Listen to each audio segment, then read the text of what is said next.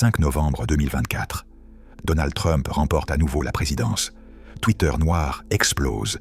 Les évangéliques blancs inondent les rues avec des pancartes de louanges. Les experts de CNN bégayent devant les cartes électorales. Et quelque part dans le ciel, Dieu se penche en arrière, ni surpris, ni effrayé, ne se précipitant pas pour ajuster le plan. Parce que tout cela a toujours fait partie de l'exposition. Trump ne voulait pas sauver l'Amérique. Il voulait la révéler, arracher la peau et montrer l'infection en dessous, faire en sorte que l'Amérique blanche confesse ce qu'elle a toujours cru, ce qu'elle a toujours voulu, ce qu'elle a caché sous le langage du progrès et la performance de la tolérance. Et si vous pensez que cela semble blasphématoire, si vous pensez que Dieu n'utiliserait pas un homme comme Trump, alors vous n'avez pas lu votre Bible attentivement. Dieu a utilisé Pharaon pour révéler sa propre dureté. Il a utilisé Nabuchodonosor pour discipliner son peuple. Il a utilisé Cyrus, un roi païen, pour accomplir la prophétie. Alors, pourquoi hésiterait-il à utiliser une star de télé-réalité avec une tour dorée et une histoire de faillite pour exposer le cœur d'une nation construite sur des terres volées et des corps volés? Abonnez-vous si vous aimez la vidéo et activez la cloche de notification pour ne pas manquer des vidéos comme celle-ci. Laissez-moi vous montrer quelque chose qu'ils ont enterré. En 1776, la même année où l'Amérique a déclaré son indépendance, un groupe d'Africains esclaves au Massachusetts a présenté la première pétition pour la liberté à la législature coloniale. Ils ont cité la loi naturelle, l'Évangile et la contradiction d'hommes blancs réclamant la liberté tout en maintenant des personnes noires enchaînées. La pétition a été ignorée, non débattue, non considérée, rejetée. Parce que la révolution n'a jamais été pour la liberté de tous. C'était la liberté pour eux. Et cette distinction silencieuse et mortelle, a été le système d'exploitation de ce pays depuis lors. Trump n'a pas créé ce système. Il a simplement cessé de prétendre qu'il n'existe pas. Voici le schéma qu'ils espèrent que vous manquerez. Chaque fois que les Noirs en Amérique se rapprochent de l'indépendance économique, du pouvoir politique ou de l'autonomie culturelle, l'Amérique blanche a réajusté la balance. 1865, l'esclavage prend fin. 1877, la reconstruction est trahie et les politiciens noirs sont terrorisés hors de leurs fonctions. Dans les années 20, Black Wall Street prospère à Tulsa. 1921, des foules blanches la brûlent jusqu'aux fondations avec l'aide des forces de l'ordre et des avions qui larguent des explosifs. Dans les années 60, la législation sur les droits civiques s'est adoptée. Dans les années 70, la guerre contre la drogue est conçue spécifiquement pour démanteler le leadership noir et incarcérer les hommes noirs à des taux qui rendraient jaloux les propriétaires d'esclaves. En 2008, Barack Obama est élu. 2016, Donald Trump surfe sur une vague de ressentiment racial jusqu'à la Maison-Blanche. Le schéma n'est pas une coïncidence, c'est un pacte. Un pacte fait non pas avec Dieu, mais contre Dieu, contre ses élus, contre les peuples mêmes que la Bible appelle la prunelle de ses yeux. Regardez maintenant ceci. Zacharie 2:8 dit « Celui qui vous touche, touche la prunelle de son œil ». Ce n'est pas une métaphore, ni une exagération poétique, mais un avertissement divin littéral. Quiconque fait du mal au peuple de Dieu met le doigt dans l'œil du Créateur. Et l'Amérique blanche fait cela depuis 400 ans. Ils ont touché, écrasé, extrait, exploité, puis se sont demandé pourquoi le pays est maudit par des fusillades de masse, des épidémies d'opioïdes, des taux de suicide qui augmentent chaque année, et un chaos politique qui ressemble à un épisode psychotique national. La malédiction ne vient pas. La malédiction est déjà là. Et la deuxième ascension de Trump est l'outil de diagnostic le plus clair que Dieu a donné à cette génération pour la voir. Laissez cela vous pénétrer.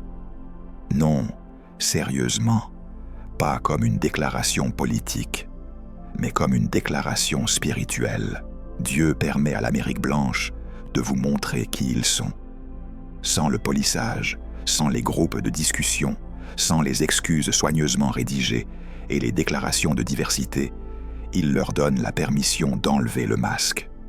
Et ils le font avec enthousiasme, avec rage, avec des prières au nom de Jésus, des armes aux hanches et des drapeaux confédérés flottant à côté des Américains.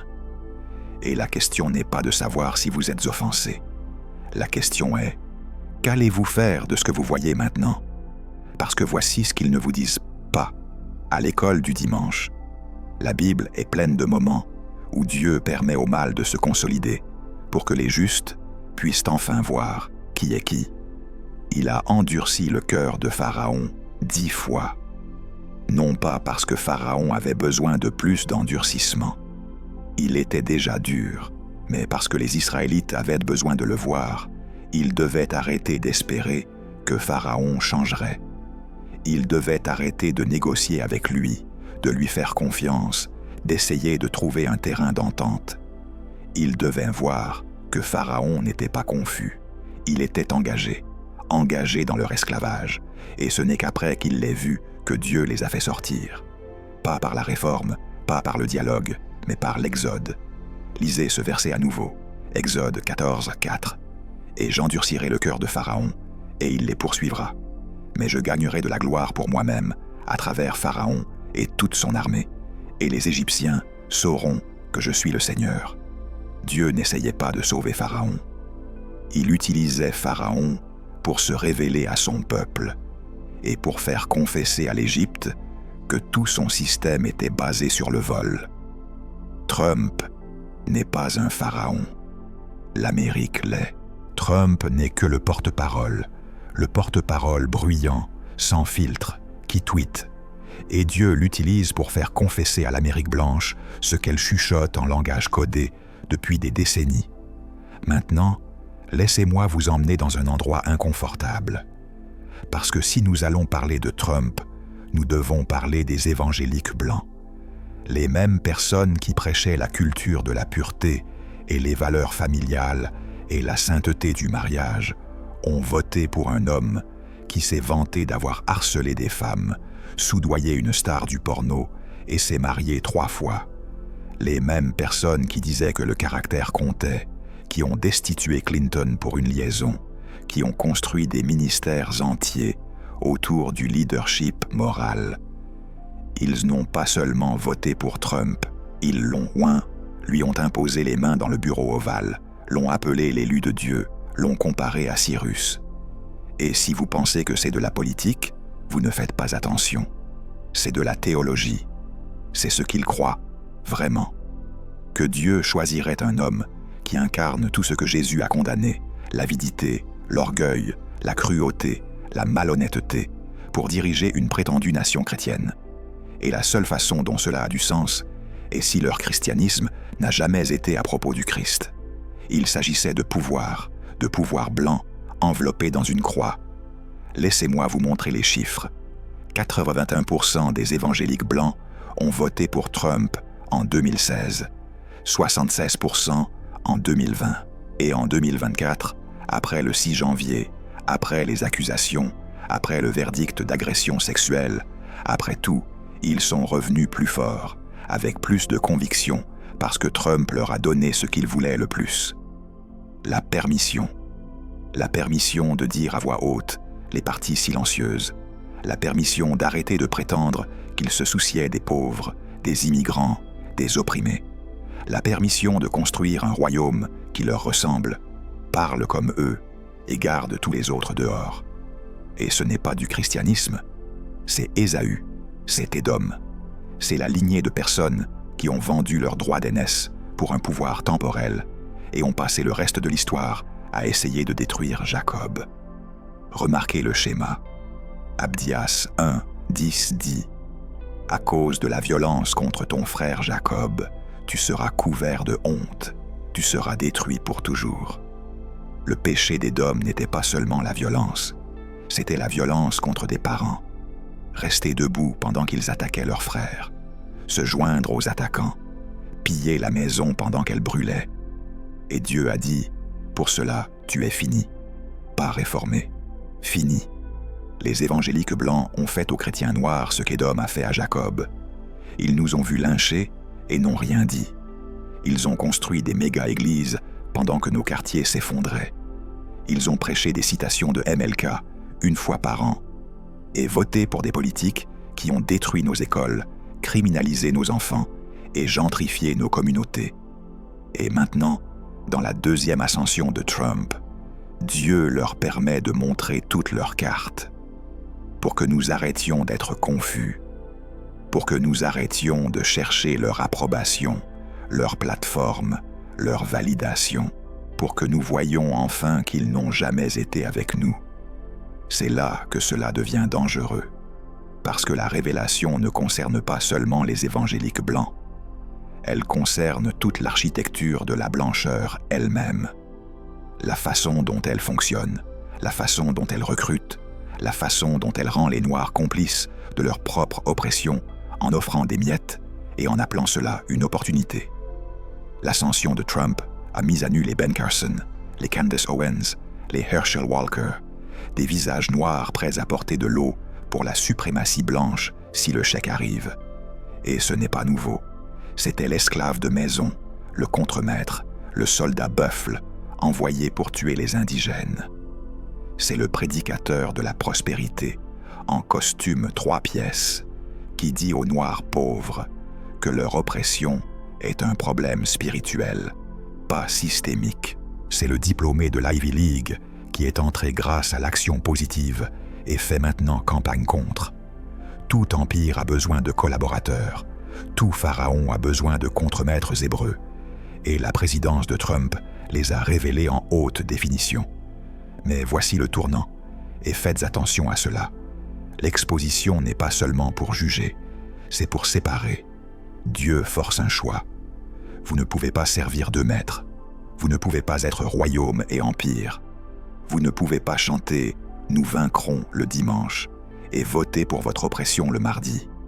Vous ne pouvez pas revendiquer l'héritage de Harriet Tubman et ensuite dire à vos enfants de s'assimiler dans un système qui veut qu'ils meurent.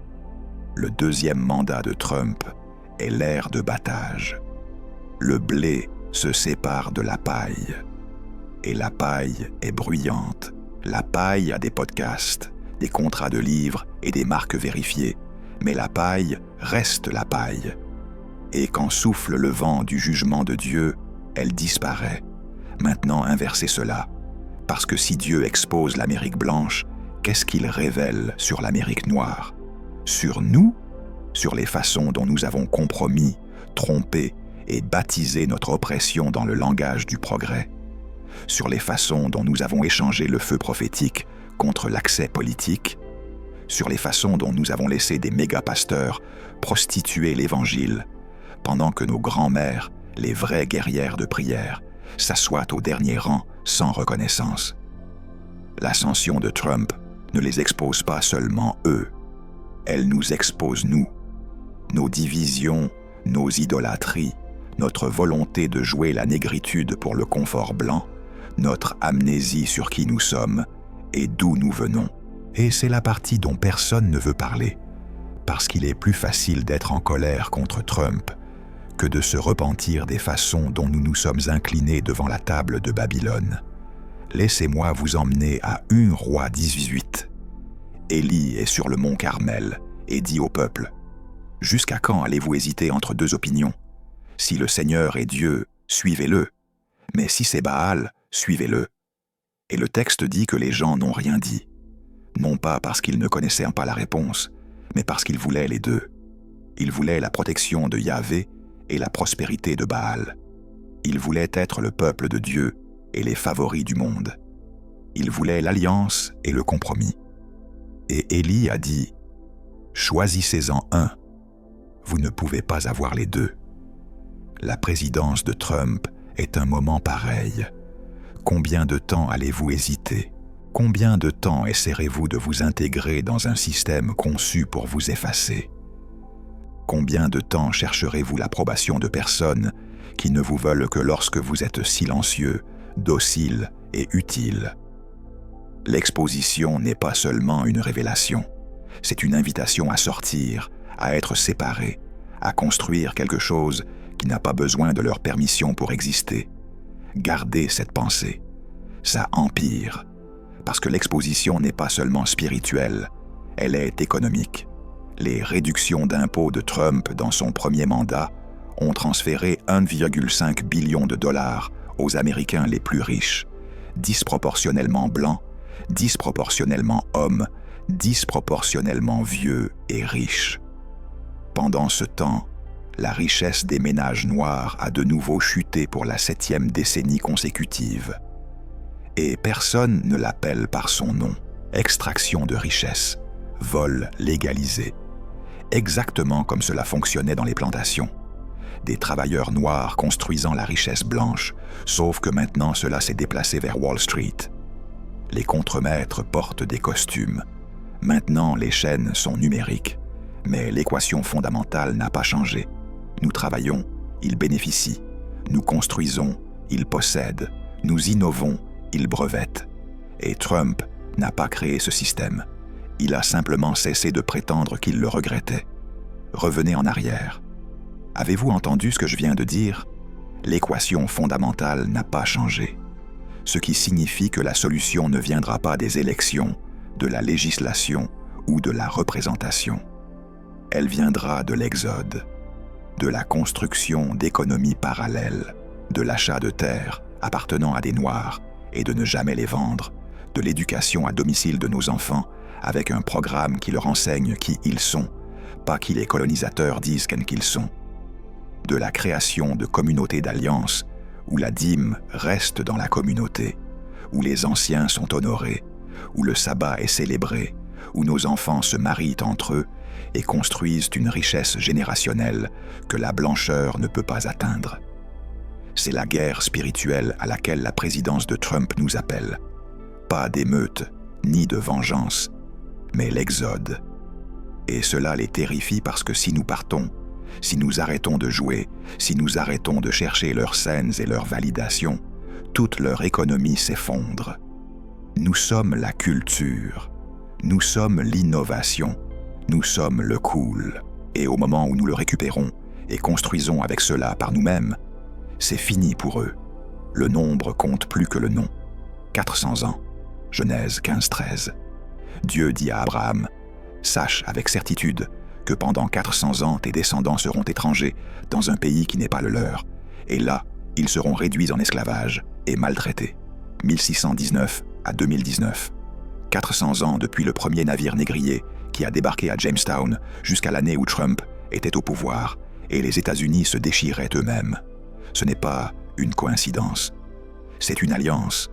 C'est l'horloge qui s'épuise sur une nation construite sur des corps volés et des terres volées qui pensaient que Dieu ne le remarquerait pas. Et l'ascension de Trump, son spectacle chaotique et blasphématoire, est la sonnette d'alarme, l'avertissement, le dernier appel avant le règlement de compte. Maintenant, je sais ce que vous pensez. Vous pensez, si Dieu a le contrôle, pourquoi semble-t-il que nous perdons? Pourquoi semble-t-il qu'il continue à gagner? Pourquoi continuons-nous à enterrer nos enfants, à perdre nos maisons, à voir nos quartiers se transformer en magasins bio et parcs à chiens pendant qu'on nous pousse aux marges? Et la réponse est la même que Dieu a donnée aux Israélites en Égypte. Vous ne perdez pas, vous êtes préparés. Chaque coup de fouet les raffinait, chaque brique les rendait plus forts. Chaque cri à Dieu qui semblait ne pas répondre était enregistré. Et quand l'exode est venu, ce n'était pas graduel, ce n'était pas poli. C'était soudain, complet, et si dévastateur pour l'Égypte que Pharaon les a suppliés de partir. C'est ce qui vient. Pas l'intégration, mais la libération. Et la présidence de Trump est le dernier chapitre de leur histoire, pas la nôtre. Vous êtes sur le point de voir ce qu'ils ont enterré. En 1866, un an après la fin de la guerre civile, le Congrès a adopté la loi sur les terres du Sud. Elle était censée donner accès à des terres dans le Sud, aux Noirs libérés, 46 millions d'acres. Des réparations avant que le mot n'existe, mais les Blancs du Sud l'ont saboté. Ils ont rendu le processus de demande impossible. Ils terrorisaient les familles noires qui essayaient de revendiquer des terres. Ils ont adopté des codes noirs qui rendaient illégal pour les personnes noires de posséder des propriétés dans certaines zones. En 1876, La loi a été abrogée et en ces 10 ans, 90% des terres sont passées à des familles blanches. Le mensonge est dans le récit. Non seulement ils nous ont refusé des terres, ils ont donné notre héritage à nos oppresseurs, et ensuite nous ont dit de nous relever par nos propres bottes, sans courroie et sans terre où nous tenir. Et voici le plus fort. Cette terre, la terre qui aurait dû être la nôtre, vaut maintenant des billions. La richesse générationnelle volée en 1876 s'est accumulée chaque année, chaque décennie, pendant que nous étions dans des zones ségrégées, emprisonnés et déplacés. Et la base de Trump, les Américains blancs ruraux qui agitent des drapeaux et parlent d'héritage et de travail acharné. Ils sont assis sur un héritage volé. Et ils le savent. Au plus profond, ils le savent. C'est pourquoi ils sont si en colère. C'est pourquoi ils accumulent des armes et construisent des murs et s'indignent à l'idée de réparation. Parce que les réparations signifient confession, et la confession signifie qu'ils doivent rendre, et ils préfèrent brûler le pays plutôt que de faire cela. C'est là que cela devient biblique. Lévitique 25, l'année du jubilé. Tous les 50 ans, toutes les dettes étaient annulées. Toutes les terres retournaient à leurs propriétaires d'origine. Tous les esclaves étaient libérés. C'était le bouton de réinitialisation économique de Dieu. Sa façon de dire « Je ne permettrai pas l'oppression permanente. Je ne permettrai pas le vol générationnel. Tous les 50 ans, nous recommençons. » Et Israël l'a ignoré. Ils ont accumulé. Ils ont réduit en esclavage. Ils ont opprimé. Et Dieu les a envoyés en exil pendant 70 ans. Une année pour chaque jubilé qu'ils ont refusé de maintenir. L'Amérique n'a jamais eu de jubilé. Pas un seul. 248 ans de vol aggravé. Et la facture est due. Trump n'est pas le paiement. Il est la facture. La liste détaillée de tout ce que cette nation doit. Et l'Amérique blanche l'a regardé et a dit « Nous n'allons pas payer ». Et Dieu a dit « Alors regardez ce qui se passe ensuite. Laissez-moi vous montrer une chose de plus avant que nous avancions. » En 2016, le dimanche après la victoire de Trump, un pasteur blanc au Mississippi s'est tenu devant sa congrégation, majoritairement blanche, et a dit « Je sais que certains d'entre vous ont peur. Je sais que certains sont déçus. Mais nous devons faire confiance que Dieu est aux commandes. » Et au dernier rang, la seule famille noire de cette église s'est levée et est sortie pour ne jamais revenir. Et quand le pasteur les a appelés plus tard, le père a dit « Vous nous avez dit de faire confiance à Dieu quand vous avez obtenu ce que vous vouliez. Mais quand nous avions peur, quand la police tuait nos enfants, quand ils détruisaient nos quartiers, vous nous avez dit d'attendre, d'être patients, de pardonner. Alors non, nous ne reviendrons pas parce que votre Dieu et notre Dieu ne sont pas le même. » Cette famille a fondé une église-maison dans leur salon avec 5 autres familles noires. Et aujourd'hui, ils sont 70 personnes. Pas de bâtiment, pas de statut 501C, 3, pas d'approbation blanche, juste la parole, le culte et l'esprit. C'est le schéma, c'est l'avenir, et la présidence de Trump l'accélère. Alors voici où nous en sommes. Trump est ressuscité, non pas parce qu'il est loin, mais parce que Dieu l'utilise pour exposer une nation qui ne s'est jamais repentie, pour révéler une Église qui ne nous a jamais aimés, pour forcer un choix entre royaume et empire, pour séparer le blé de la paille, pour préparer le terrain pour l'exode prophétisé pendant 400 ans. Et la question n'est pas « Comment Dieu a-t-il pu permettre que cela arrive ?» La question est « Que vas-tu faire maintenant que tu le vois clairement ?» Parce que l'exposition n'est que le début. Le vrai travail commence quand tu arrêtes de chercher la validation chez eux et commences à construire avec nous. Quand tu arrêtes d'essayer de t'intégrer à Babylone et commences à construire Sion. Quand tu arrêtes de demander à l'Amérique de t'aimer et commences à aimer ton propre peuple avec la férocité de Yahvé. Ce n'est pas de la rage, c'est de l'obéissance. C'est ce que Néhémie a fait quand il a reconstruit le mur. C'est ce qu'Esdras a fait quand il a restauré la loi. C'est ce qu'Ariette a fait quand elle est revenue en chercher d'autres. C'est ce que Garvey a fait quand il a dit « Nous allons construire des navires. C'est à cela qu'on nous appelle maintenant. Et si en entendant cela, quelque chose dans ta poitrine se serre, si tes yeux brûlent, si tu ressens cette rage ancestrale mélangée à un saint espoir, bien, ce n'est pas un traumatisme, c'est la mémoire. C'est ton esprit qui reconnaît ce que ton esprit a oublié. Tu n'es pas une victime, tu es un reste. Tu es la graine qui a survécu à l'hiver. Tu es la branche qui a poussé à travers le béton. Tu es la réponse aux prières de ta grand-mère. Et la présidence de Trump, cette grotesque, absurde présidence blasphématoire, n'est pas ta destruction. C'est ta clarification, ton activation, ta permission d'arrêter de jouer et de commencer à construire. Ce n'est pas la fin, c'est l'exposition avant l'exode. C'est l'Égypte qui se noie dans sa propre rivière.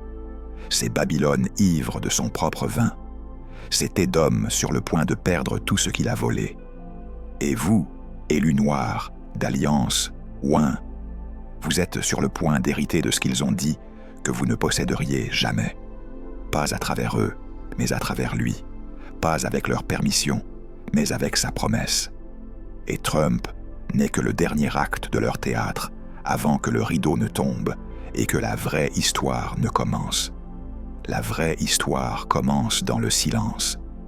Dans les heures après l'annonce de la deuxième victoire de Trump, quand les caméras ont arrêté d'enregistrer et que les analystes sont restés sans voix, il y a eu un silence qui s'est étendu sur toute l'Amérique noire.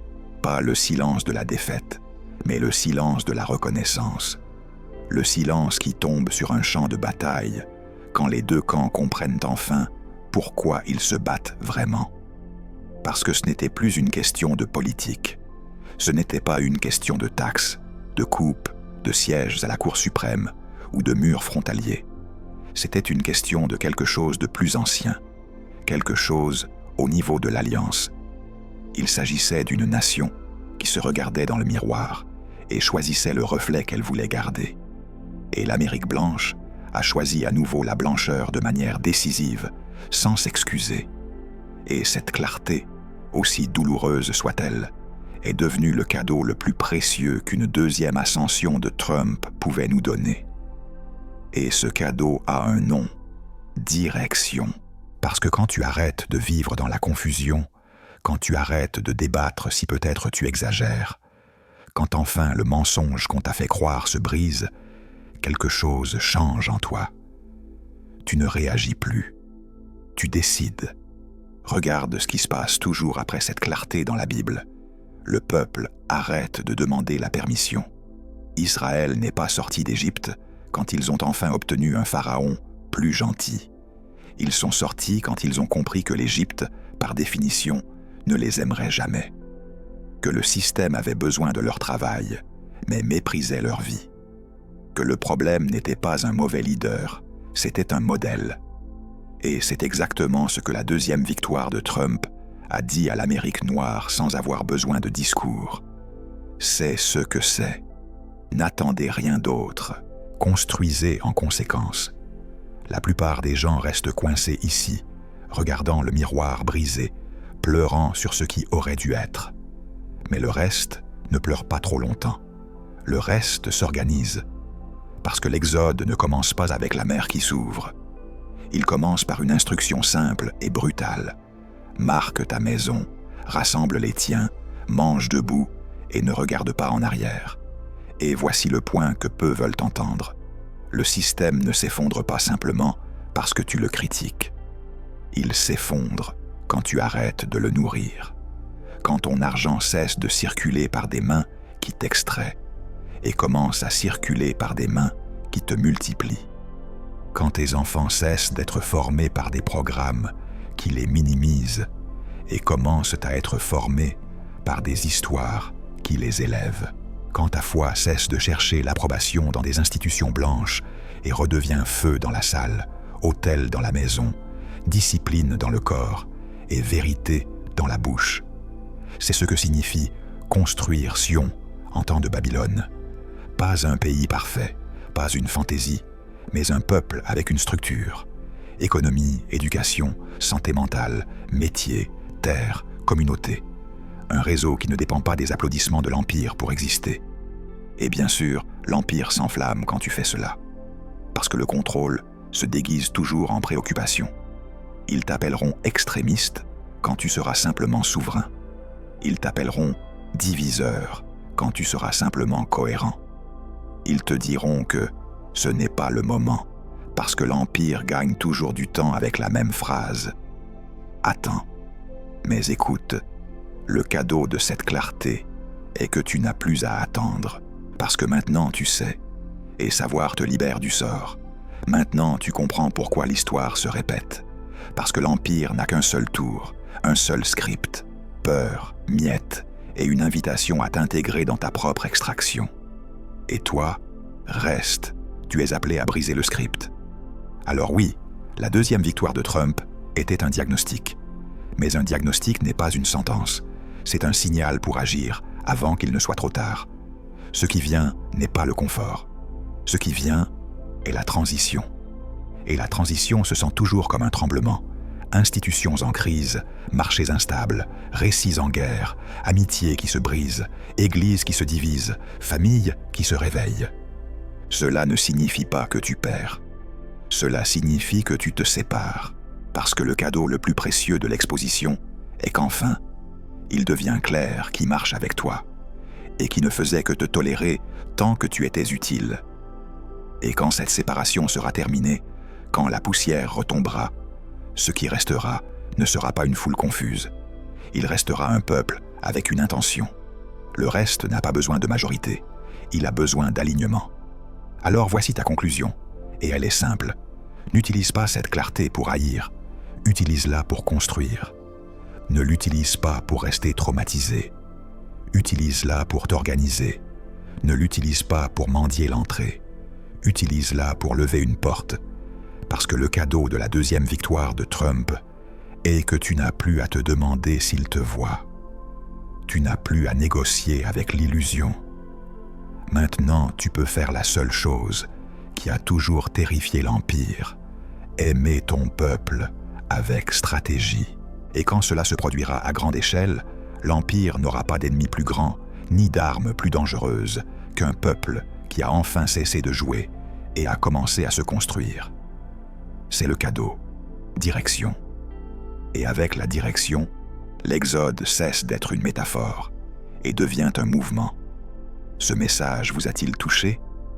Si vous voulez continuer à explorer ces vérités bibliques et historiques qui sont rarement enseignées, abonnez-vous maintenant à cette chaîne.